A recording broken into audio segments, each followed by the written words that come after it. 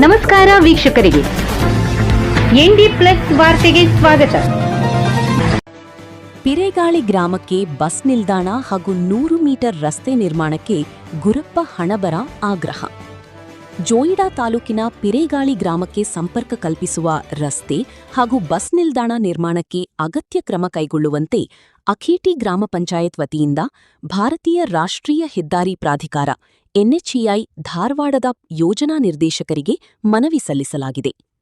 ರಾಮನಗರ ಗೋವಾ ಸಂಪರ್ಕಿಸುವ ರಾಷ್ಟ್ರೀಯ ಹೆದ್ದಾರಿ 4A ಪಕ್ಕದಲ್ಲಿರುವ ಪಿರೇಗಾಳಿ ಗ್ರಾಮಕ್ಕೆ ತೆರಳುವ ರಸ್ತೆಯ ಬಳಿ ಬಸ್ ನಿಲ್ದಾಣದ ಸೌಲಭ್ಯ ಇಲ್ಲದೇ ಇರುವುದಲ್ಲದೆ ಗ್ರಾಮಕ್ಕೆ ಸಂಪರ್ಕಿಸುವ ಸುಮಾರು 100 ಮೀಟರ್ ರಸ್ತೆ ನಿರ್ಮಾಣವಾಗದ ಕಾರಣ ಗ್ರಾಮಸ್ಥರು, ವಿದ್ಯಾರ್ಥಿಗಳು, ಹಿರಿಯ ನಾಗರಿಕರು ಹಾಗೂ ಸಾರ್ವಜನಿಕರು ನಿತ್ಯ ಸಂಚಾರದಲ್ಲಿ ತೀವ್ರ ತೊಂದರೆ ಅನುಭವಿಸುತ್ತಿದ್ದಾರೆ ಎಂದು ಮನವಿಯಲ್ಲಿ ಉಲ್ಲೇಖಿಸಲಾಗಿದೆ.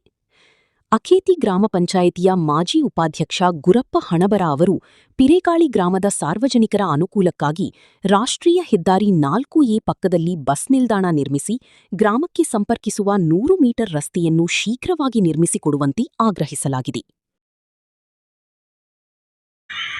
ಹುಡುಗರು ಹೋಗ್ತಾವ, ಗಾಡಿ ಹೋಗ್ತಾವ, ಏನೂ ಹೋಗಲ್ತಾ ಇರಲ್ಲ, ರಸ್ತೆ ಇಲ್ಲ.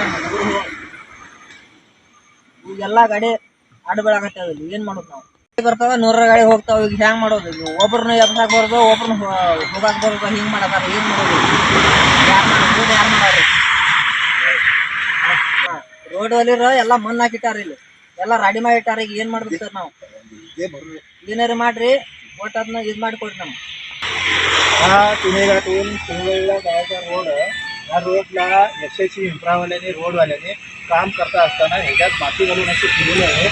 ह्या रोडवरनं गाडी एक वर येत नाही आणि खाली येत नाही, पूर्ण चिखल झालेला आहे. आणि ह्या रोड मुलं पण शाळेला जातात, ह्या चिखलात जायचं परिस्थिती झाली आहे. ह्या रोडला आता ह्या कोण जबाबदार, एवढा आता मोठा प्रश्न पडलेला आहे.